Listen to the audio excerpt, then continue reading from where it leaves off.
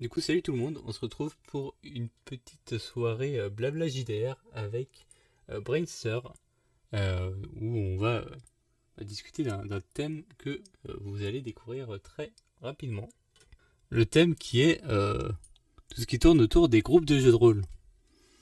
Ah, Alors j'ai quatre questions, entre guillemets, on va faire une par une. Donc, le premier thème, la première question, c'est forcément très large, c'est comment faire un bon groupe de jeux de rôle. Avec le comment faire? recrutement, recruter les joueurs, comment tu. Bah, genre, on peut même parler de combien de joueurs, comment on répartit les joueurs, etc. Est-ce que tu veux déjà commencer ou est-ce que tu veux que. Bah écoute, au niveau de mon expérience, c'est vrai que on a toujours tourné au niveau du cercle d'amis avec qui on a découvert le jeu de rôle, donc on peut pas vraiment dire qu'on a cherché spécialement des joueurs pour des parties ou des campagnes, vu que on joue à chaque fois ensemble. Mais je pense que le premier élément clé, c'est qu'un groupe soit quand même, comment je vais dire?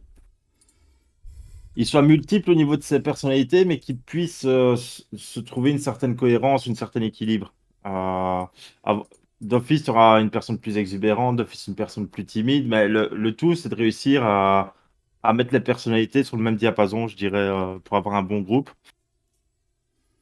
tout en laissant aussi, en tant que MJ, le temps et la place à chacun d'exister autour de la table. Après, c'est vrai que quand j'ai commencé le JDR il y a pratiquement 18 ans, c'était encore la mouvance, tu sais, où c'était beaucoup les lancers de dés, on jouait plus statistique que roleplay, entre guillemets.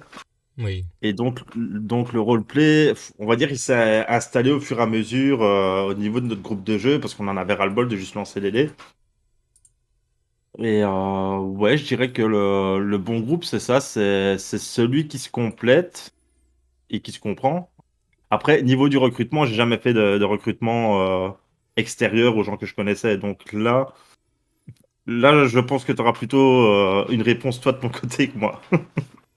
Alors, moi déjà, je me suis dit un truc en rédigeant les questions, c'est. Je vais donner des conseils, je n'en suis quasiment aucun, évidemment. Vraiment, c'est catastrophique, je vais donner que des conseils, je les fais pas. Oui, alors, moi pour le recrutement, dans l'idéal, s'y prendre à l'avance, hein, le truc que je fais pas, par exemple, pour les trucs.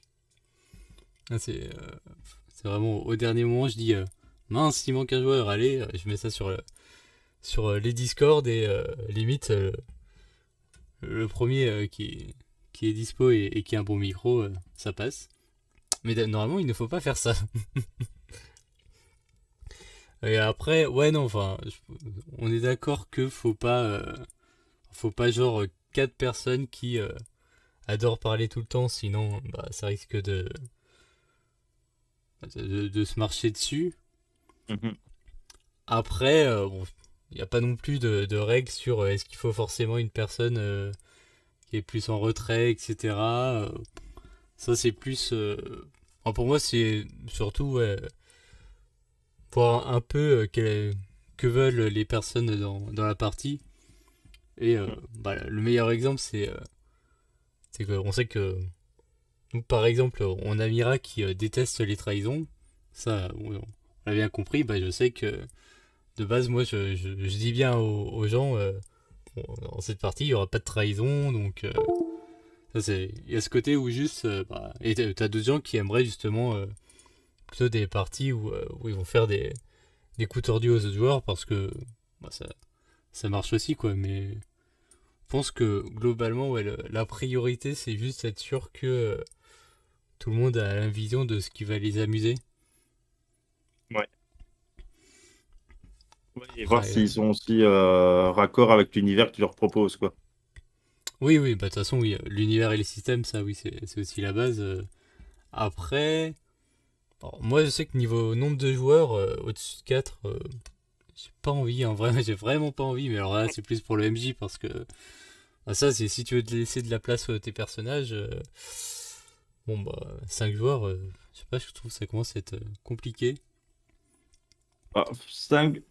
5 joueurs pour avoir déjà été FG avec une table de 5 joueurs, je préfère en présentiel qu'en distanciel. Sur un Discord, il me faudrait pas plus de 3 ou 4. Mais sur table, 5 joueurs, ça me dérange pas. Mais sur PC, je sais pas, j'ai l'impression que ça va juste être un foutoir phénoménal. Même s'il y en a qui arrivent très bien à le gérer, quoi. Mais je sais pas, ça me semble beaucoup pour Discord, Bah, c'est vrai que c'est 5 en plus, joueurs. oui, enfin, par Discord, il y a plus de risques que les gens parlent en même temps et se coupent la parole et tout. Donc, c'est vrai que Ouais. déjà, plus tu mets de monde, plus ça peut être le bordel. Après, non, moi, ouais, pour les campagnes, j'aime bien 3 ou 4. Parce que 3, en fait, l'avantage, c'est que tu fais vraiment des trucs qui sont avec plein de références à tes personnages. Donc, pour les one-shots, justement, en général, je prends 4 parce que je sais que quoi qu'il arrive, je vais pas foutre 15 000 références au background des personnages. Donc, bon, je me dis, comme de base, les personnages seront pas ultra travaillés, bah, go, je prends une personne en plus. Mais ouais, moi, 5 joueurs pour une campagne, je me sentirais pas. Donc, ouais, hein, si tu veux à chaque fois à préparer des idées pour chacun, quoi, ça te rajoute une masse de travail assez folle. Et puis en plus, comme tu veux en général faire quand même des trucs que chacun ait un peu son rôle particulier, quoi, sa particularité, des fois ça se marche un peu dessus et tu te dis, ouais, bon, bah lui, ouais, j'avais 4 bonnes idées, bah lui, il a un truc nul, du coup. C'est pas. C'est un peu casse-gueule, mais. Ouais, sinon, pour comment faire un bon groupe de jeux de rôle, ouais, je pense que. Alors, il y a une strat qui est utile, c'est d'avoir au moins un joueur qu'on connaît et on sait qui il est dans l'esprit qu'on veut.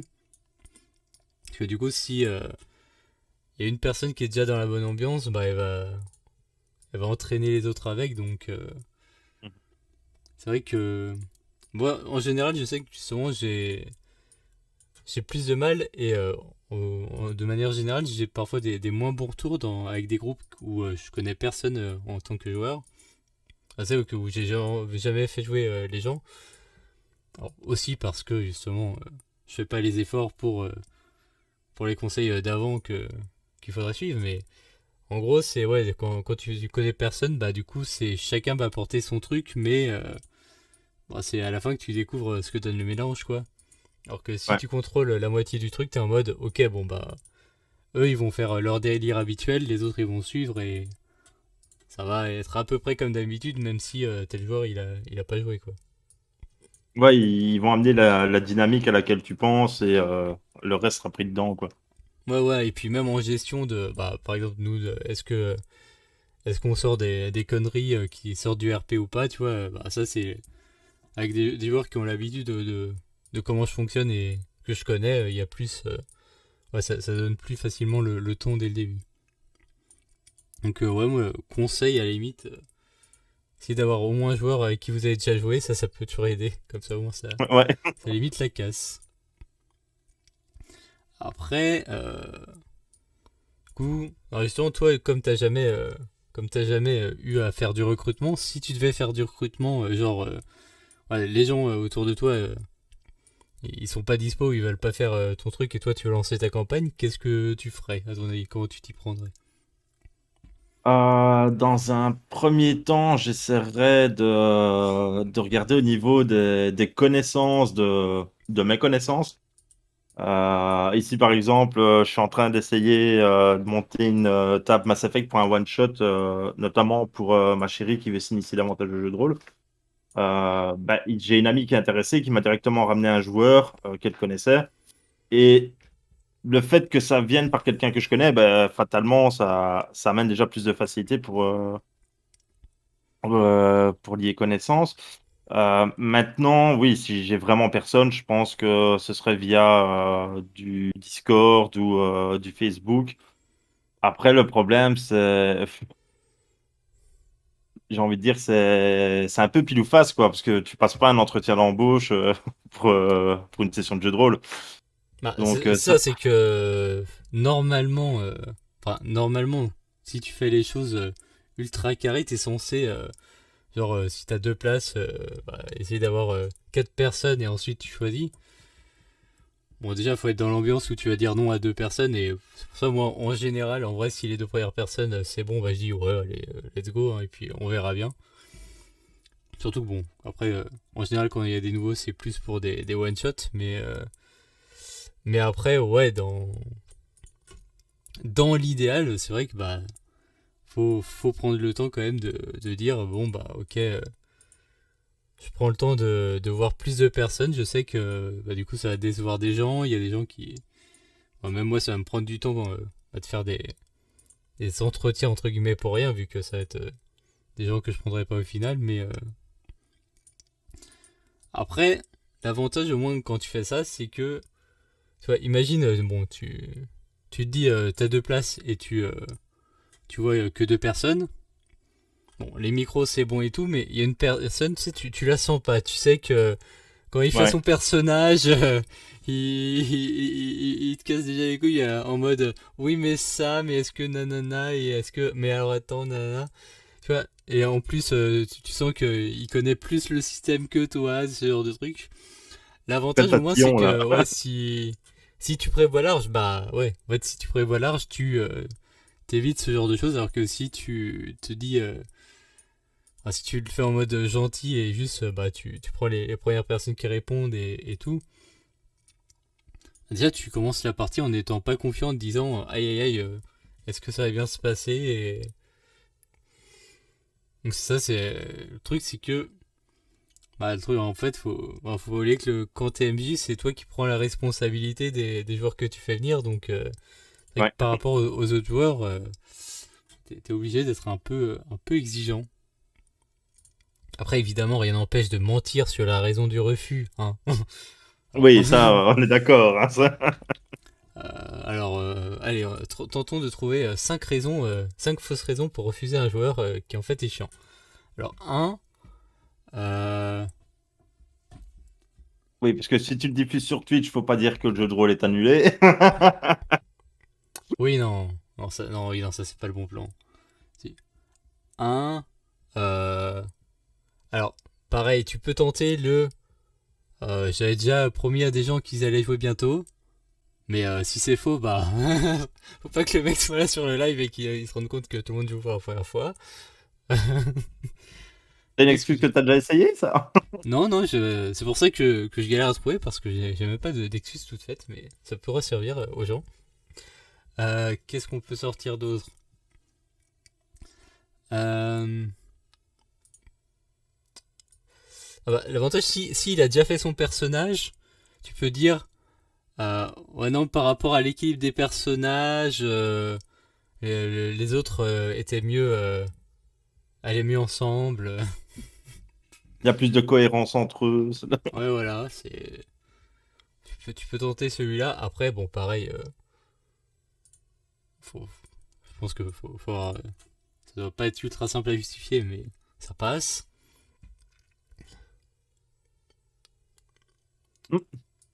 Est-ce qu'on rajoute la troisième option de. Alors, pareil, celle-là, je ne la fais pas, je suis pas un bâtard, mais euh, de ne jamais répondre aux gens. C'est juste tu lui réponds pas du coup.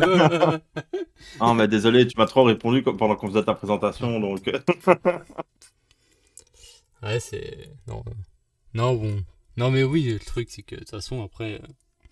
Bah, après, en plus, des fois, c'est con, mais des fois, il y a. Enfin, si vous faites ça, du coup, des fois, il y aura quatre personnes. Bah, ça se passe bien, mais vous avez que deux places. Bah. Ouais. Moi, ça va justement comme je fonctionne pas trop comme ça actuellement, j'ai jamais eu trop de soucis, je crois.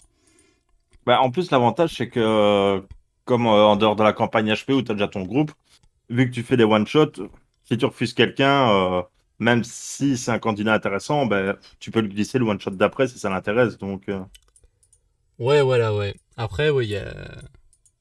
Ouais, du coup, dans ce cas-là, il y a le truc de, justement, est-ce que cette personne voulait ce JDR absolument ou est-ce qu'il voulait n'importe lequel C'est ça aussi un peu les difficultés. Mais bon, ça après, c'est dans le cadre où on fait ouais, pas mal de one-shot et tout, donc c'est encore un peu à part. Mais ouais, non, on va en soi, sur est-ce qu'il y a d'autres choses sur comment faire un bon groupe de jeux de rôle.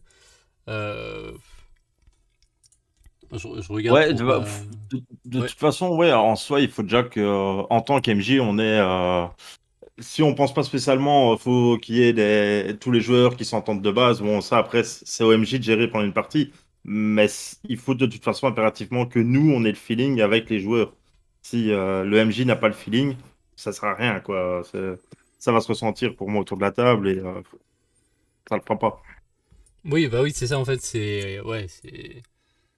Enfin, oui, faites jouer des gens que vous appréciez parce qu'en effet. Alors après, c'est pareil, si vous connaissez pas les gens, bah des fois, peut-être vous vous direz ah ouais, non, en fait, là, il casse un peu les couilles ou je sais pas quoi, mais sinon, oui, faites jouer des gens que vous appréciez parce que clairement, en tant que MJ, sinon, c'est.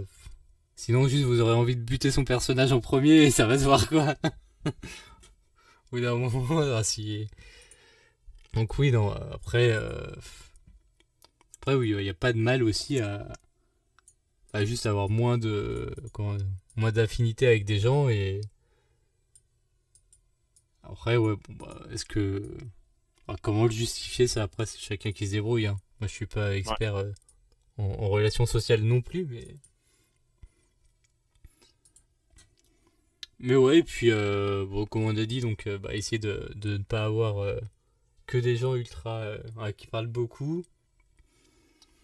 Maintenant, après, ouais, ça dépend un peu. Et puis, puis bah, il y a des gens qui parlent beaucoup dans certains. Bah, en tout cas, pour les one-shots, par exemple, je sais que voilà, il y a des gens dans un one-shot, ils vont beaucoup parler. Dans un autre, ils vont être un peu plus en retrait. Bah, notamment selon leur personnage, entre autres. Et puis aussi, je pense. Puis même si, par exemple, tu as des nouveaux, euh, allez, si demain, je participe à une one shot et tu me dis qu'il y a de nouveaux, de base, je vais peut-être me mettre exprès en retrait pour qu'ils se sentent plus à l'aise pour essayer de prendre des initiatives parce que, bah, voilà, on est tous passés par là. Donc,